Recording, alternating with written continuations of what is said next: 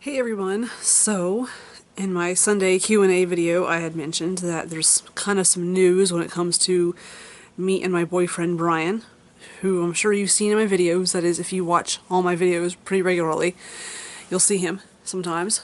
But for those of you who don't know anything about my boyfriend, his name is Brian. He is 35 years old and he lives in Cleveland, Ohio.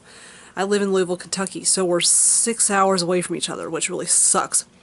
But it is what it is. So, anyway, we've been together for like 2.5 years. And so he and I recently were talking. It's like, we can't do this forever, this whole driving back and forth to visit each other thing. Because for the past 2.5 years, that's what it's been. Either I'll drive for 6 hours to visit with him, or he'll drive for 6 hours to see me. And with my new job that I just started at UPS, I don't get long weekends anymore like I did when I was working at public school. Getting long weekends and having extra days off, that's just a memory. I mean, so to let you guys know just how bad it is, he and I just went 2 months without seeing each other. And he was in town this weekend. Didn't get to video with him any at all, so sorry. But, that's, yeah, 2 months, that's just unacceptable. And my thinking has been that if, we're not going to move in together, then what has this been for? I mean, has this been like a 2-year fling? I mean, what exactly have we been doing for 2 years if we're not going to, make it, long term? So, he and I had talked about it off and on for a while, and he wants to move in together, and he wants, to get married and all this stuff, and I want those things too, but we just kind of we're having a hard time gluing it all together and getting it figured out. And so I recently was like, I've got the money for a deposit on a place to live. I just have to have a job in Cleveland, and so we discussed the pros and cons, like if you were to move down here, what the pros and cons would be, and if I were to move up there, what the pros and cons would be.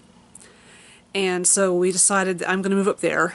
Even though my daughter lives here, we discussed it with her and asked her how she felt about the whole thing. And she goes, well, if you move up there, then I'll get to spend the entire summer with you while I'm off school. She goes, and can I go to concerts with you guys? And we're like, okay. So, I mean, she seemed fine with it. Like, she's excited about it. Like, she can't wait to do a little bit of, being able to go to school, the first day of school after summertime and going, yeah, I spent the whole summer up in Cleveland with my mom and with Brian, and we went and did stuff, and it was fun. I think she kind of has that in the back of her head. And so, and she also basically understands that, you can't control who you love, and she understands that a lot of your decision making is based on your relationships with others. And so, so I guess that really did remove a great deal of my wariness, so to speak, of wanting to move to Cleveland. And so also in Cleveland, housing is a lot cheaper. For instance, a house here in Louisville that costs $200,000 up there will cost like $120,000. And you can actually get decent houses for less than $100,000 in Cleveland.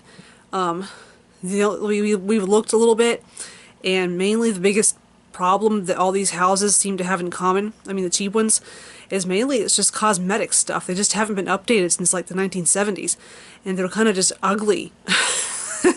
Like orange and green and yellow and brown and just ugly 60s and 70s and early 80s decor, which I don't have a problem with. I can tear a carpet up off the floor and take it out to the trash. I mean, it's not a big deal. I've done that before, actually. I've redone floors in the house before, for those of you who do not know. And so it's no big deal. So when it comes to things like plumbing, the roof, siding, those are things we have to call in the professionals to come deal with. But anyway, yeah, housing's cheaper. We'll have an easier time paying your bills, I think. And also, that's just where, ever since I met Brian, I just kind of visualized making a life in Cleveland. It's a big city. It's a nice city.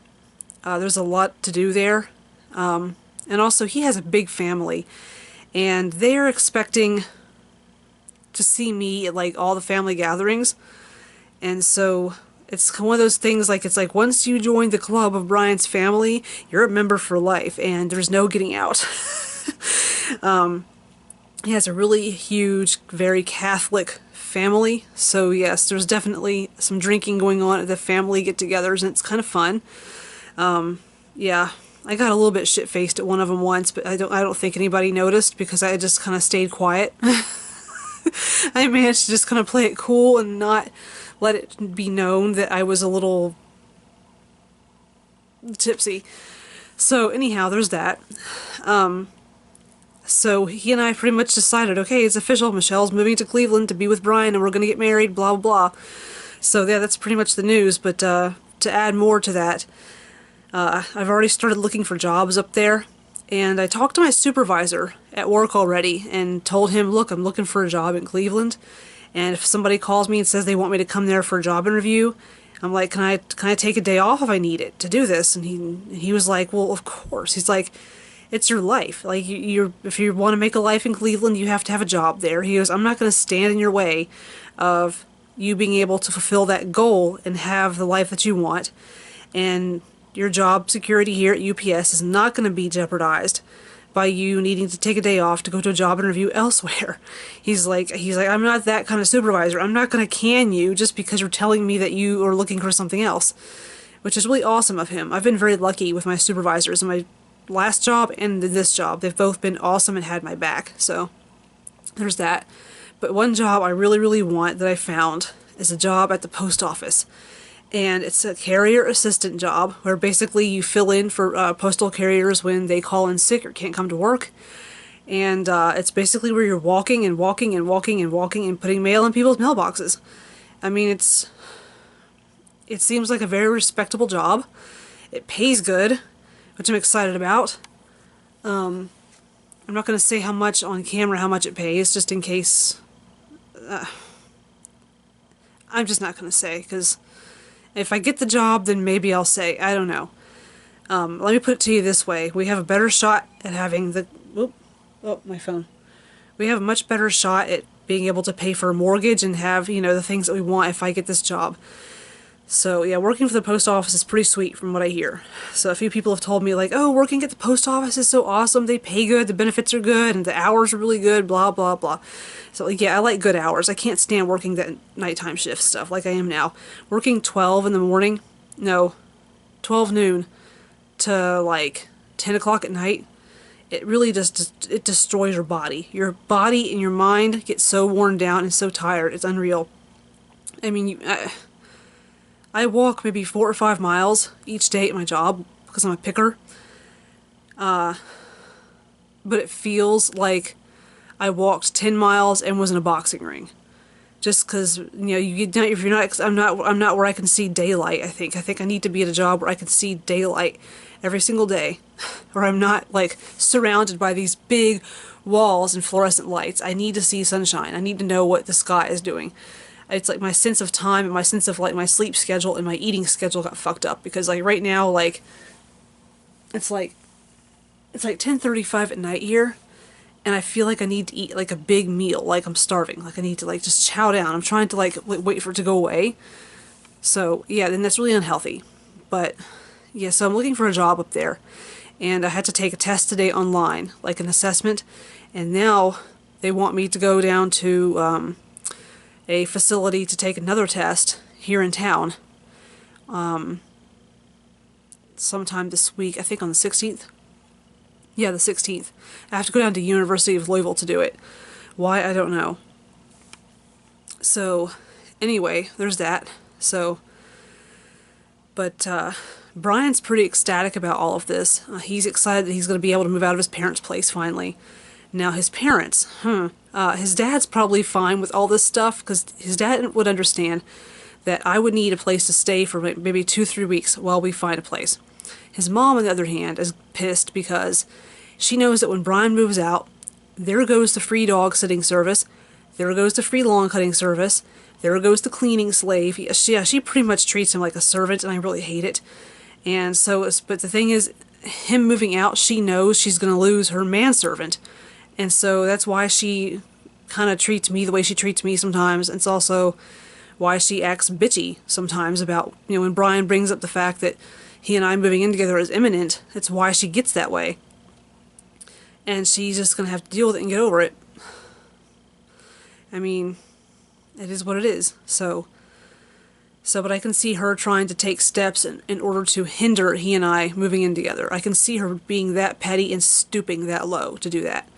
So let's just hope that she doesn't. Let's hope that Ryan's dad puts his foot down and is like, listen, you know, these two want to be together. Michelle needs a place to go when she first gets here while she starts her job. You need to just step aside and just let this happen. So yeah, there's that.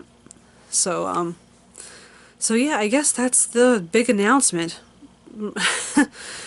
about me and Brian getting a place together in Cleveland and having a life together. And so I really hope I hear back from the post office about this job because it, like I said, it pays really good. Yeah, I mean, it's probably going to be some hard work, but it does pay good, so there's that. So, I'm trying to think if there's anything else to add to this. No, there's not. We don't have like a deadline set. Pretty much whenever I find a job is when it's going to happen. And I'm pretty intrepid, so it shouldn't be very hard. It shouldn't be hard. I should be able to find something pretty quickly because I'm like really like go get it. You know, I'm one of those kinds of people. So, all of that having been said, I guess that's this vlog for now. And if you have questions for Sunday Q&A, put them down in the comments section down below. Thank you for watching. Make sure you like and share and subscribe to my channel, and I will catch you kids later.